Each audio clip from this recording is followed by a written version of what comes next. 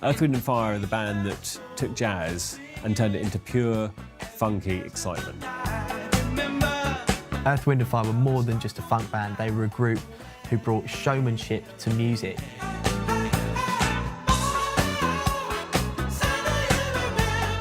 Earth, Wind & Fire, led by Maurice White, took the sound of the streets into the charts.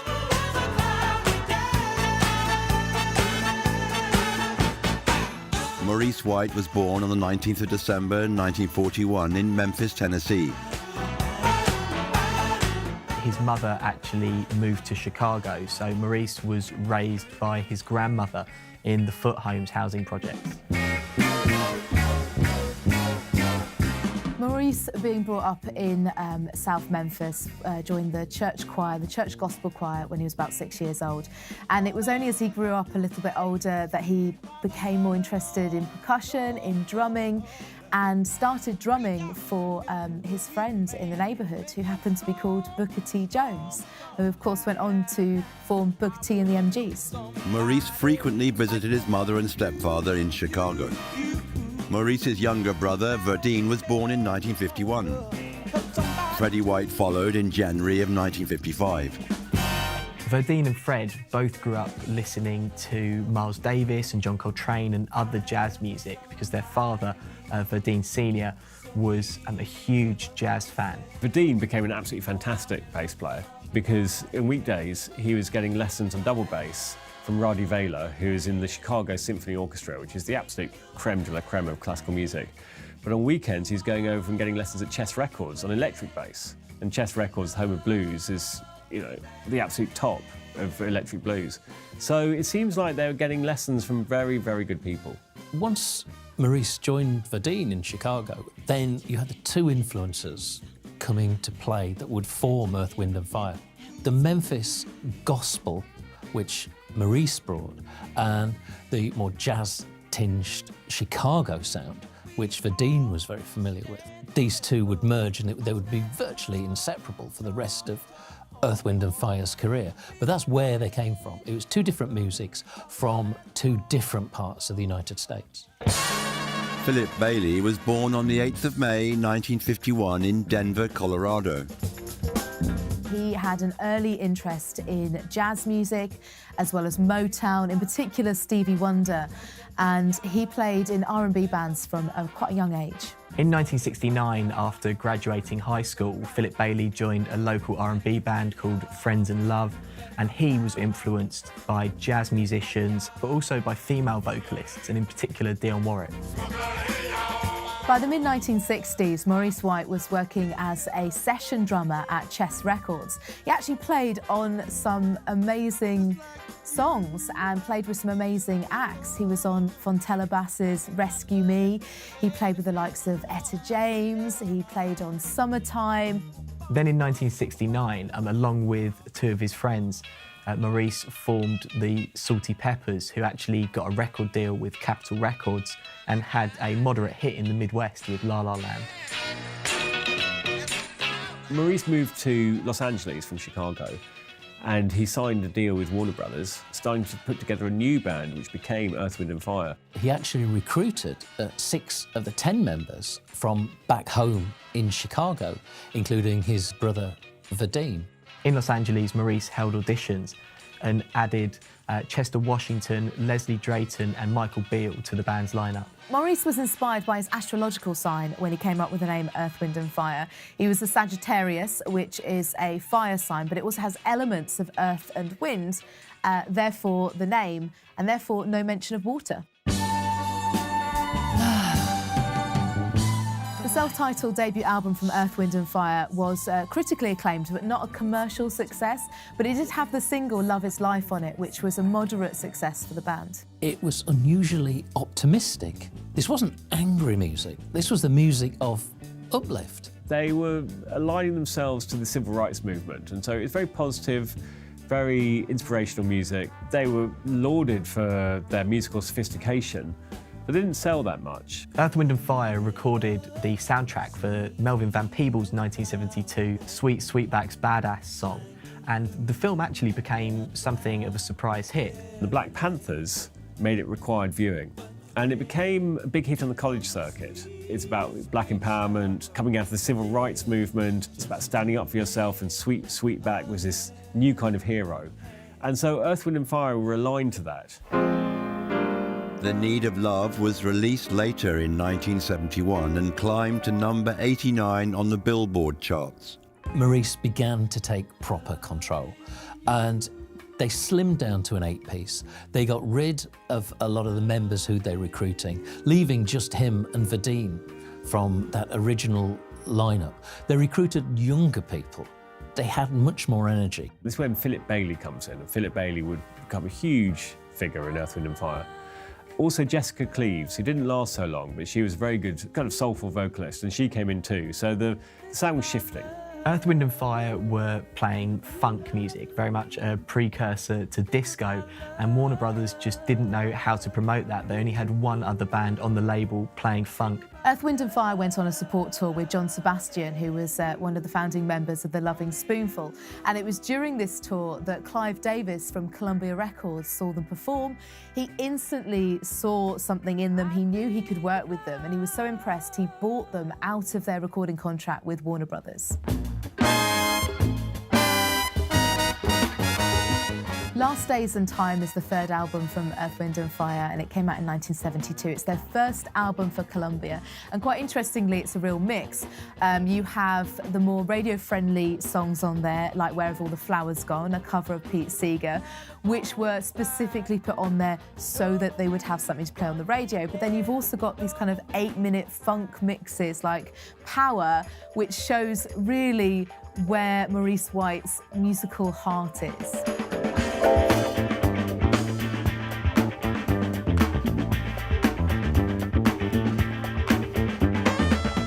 Power was written by Maurice. It was 8 minutes long. It had wah-wah guitar. It had a proper funky undertow to it. It also had the kalimba, the African piano, which Maurice White would later popularise. And this also made them different. But this was 8 minutes of supreme funk. Head to the Sky came out in 1973. It was a reasonable hit, and it had two great singles. It had Evil and Keep Your Head to the Sky.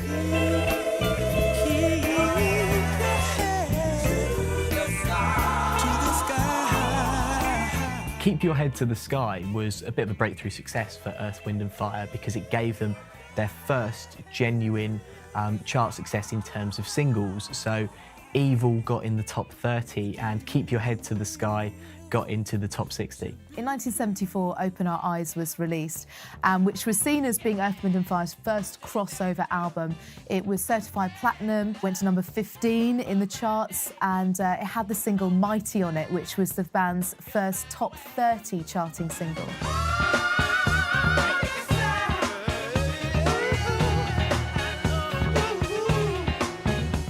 You had Mighty Mighty, which again was more searing funk. And it had the title track too. And that was another brilliant record. And they were coming on in leaps and bounds. Every time you thought they'd made the great leap forwards, they made another one.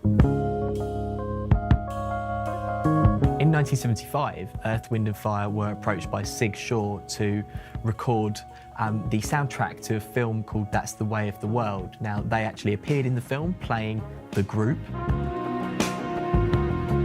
Earth, Wind & Fire saw it and they hated it. And they thought it's going to be an absolute bomb, it's going to be terrible, it'll be awful. So what they did was they released their soundtrack album before the film came out, so it couldn't be tainted with the same brush. And they didn't expect it to do much. Then it went to number 1 for 3 weeks.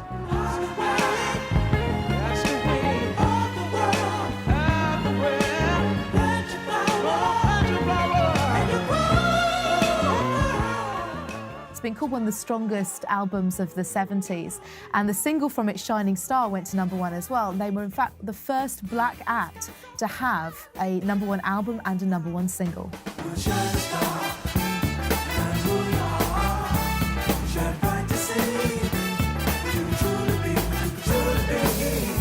After the success of the single Shining Star, which got to number 1 on the Billboard singles charts and won Earth, Wind & Fire a Grammy, They introduced a horn section to their future project, so the Phoenix horns would become an integral part of Earth, Wind & Fire.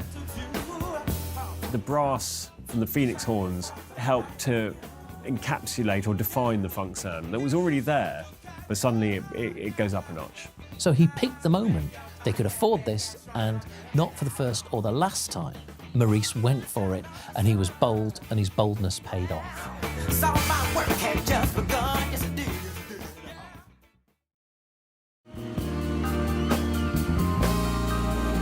Now I'm craving your body. Is this real? Temperature's rising. I don't wanna feel I'm in the wrong place to be real. In 1976, the band released Gratitude, which is 2/3 the live album, and then the rest of it's filled up with a couple of newly written and recorded tracks. And it was one of the best-selling albums of 1976. Oh, my mind. They got Grammy nominated for the singles Can't Find Love and also the single Gratitude. And the album actually spent 3 weeks at #1 on the album charts, went platinum, selling over 3 million copies.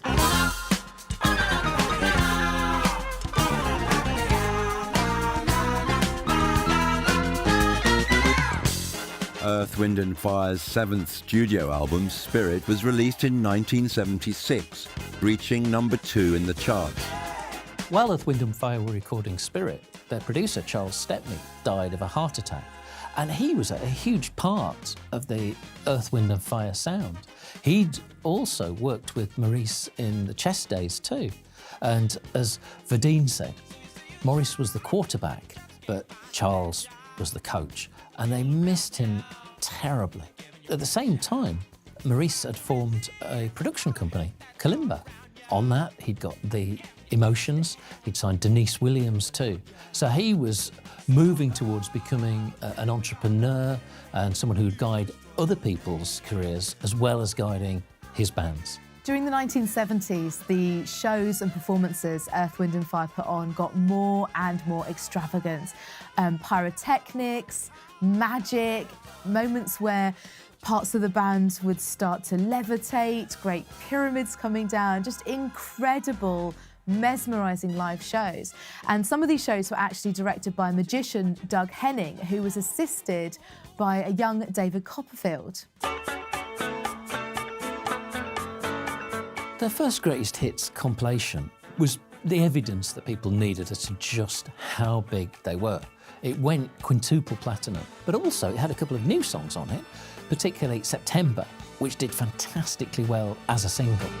Do you remember when it first started? September, love was changing the minds, tender, while chasing the clouds away. 1978 was Earth, Wind & Fire's year.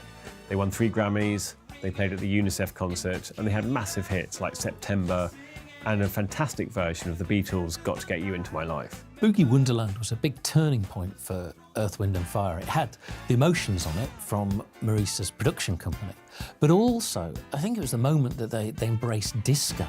They'd never really done it before, they'd hinted, but this was all-out disco. It showed that they could do disco better than the rest.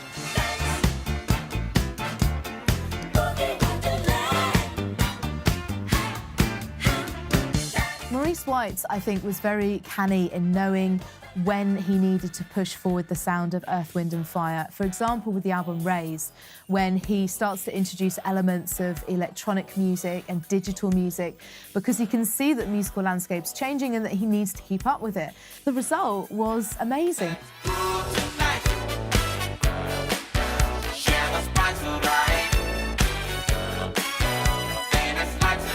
It went platinum. It also yielded the massive hit single Let's Groove, and Wanna Be With You won them another Grammy.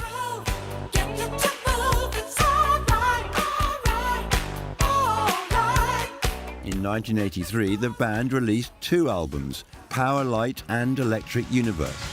No self-control.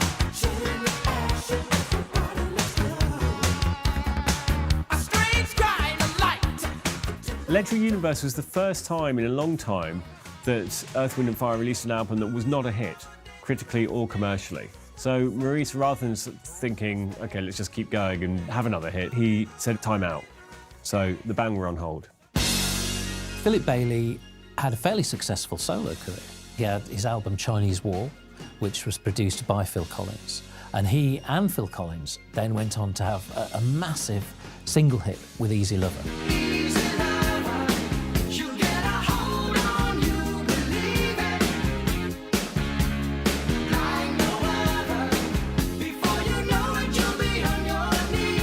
Maurice White became quite a famous producer in this time during the break of Earth, Wind & Fire. He worked with Cher, Neil Diamond and Barbra Streisand, and he also released his own solo album which included a cover of Stand By Me, which charted really well. Verdine White moved into writing and directing music videos and also worked with Level 42, producing their single Standing in the Light, along with fellow Earth, Wind & Fire member Larry Dunn. In 1987, after a 3-year hiatus, Columbia Records persuaded Phil Bailey and Maurice White that it would be fruitful, it would be in their best interest for them to get back together and record a new album, which they agreed to do.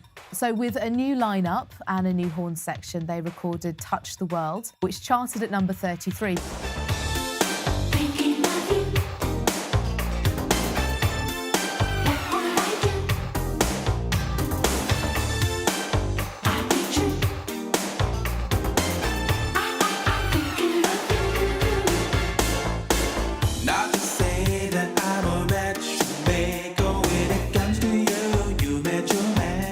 Touch the World had System of Survival and Thinking of You. Both of them went to number 1. There was no electro on it anymore. The synthesizers had very much gone.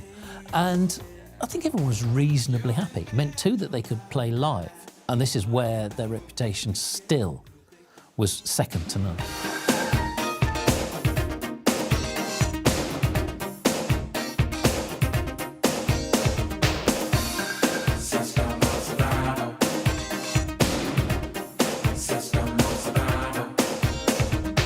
In '94, Maurice White said that he wanted to retire from touring as he could no longer handle the rigours of the road, and Philip Bailey took over as the onstage band leader. However, it emerged in 1999 that Maurice had been diagnosed with Parkinson's back in 1987, and that was his real reason. He left touring in order to concentrate on his health. Maurice might have retired from touring, but he was certainly still very much part of Earth, Wind & Fire. Behind the scenes, he was writing, recording, arranging, producing. In 2000, Earth, Wind & Fire were inducted into the Rock and Roll Hall of Fame, with all of the members from the classic 1973 to 1980 lineup being in attendance, including Maurice White, Verdine White, Fred White, Philip Bailey and Ralph Johnson. In 2000, Earth, Wind & Fire played a state dinner in honour of King Mohammed VI of Morocco at the White House with Bill Clinton. It turns out that King Mohammed was a huge Earth, Wind & Fire fan, and he invited them to perform at his forthcoming birthday party in Morocco.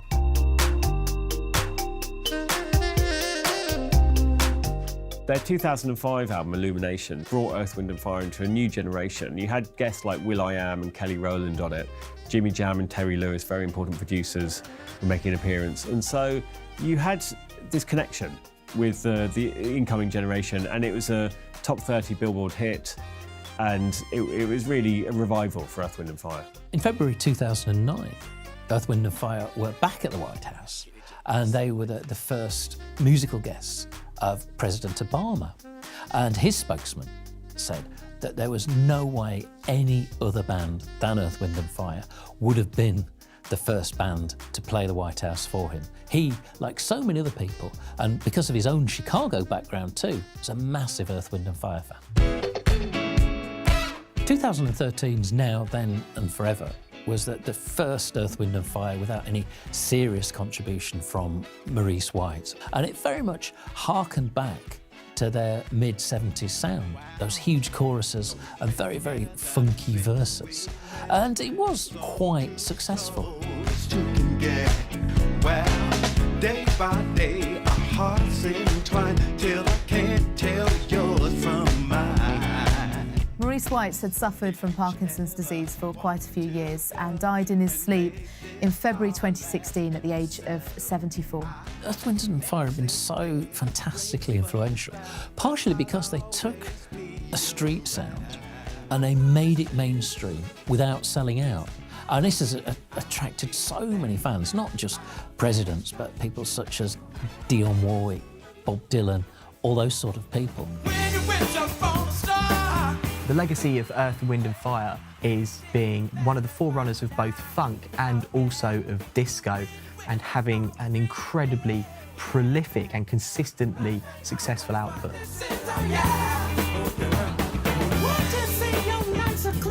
They changed the sound of black pop music in the 1970s. Along with Stevie Wonder, they introduced elements of African and tribal music into mainstream culture. You hear it in contemporary hip-hop. You hear it in the new style R&B. You hear it in anyone who's blended genres, who's used jazz and funk and disco and soul and pop.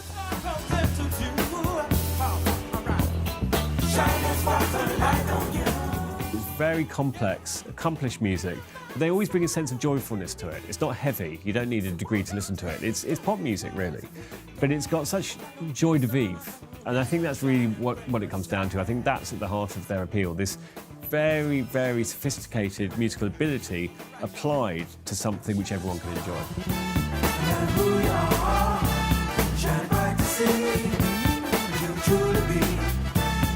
Shining star, man, who you are, shine bright to see, you can truly be, shining star.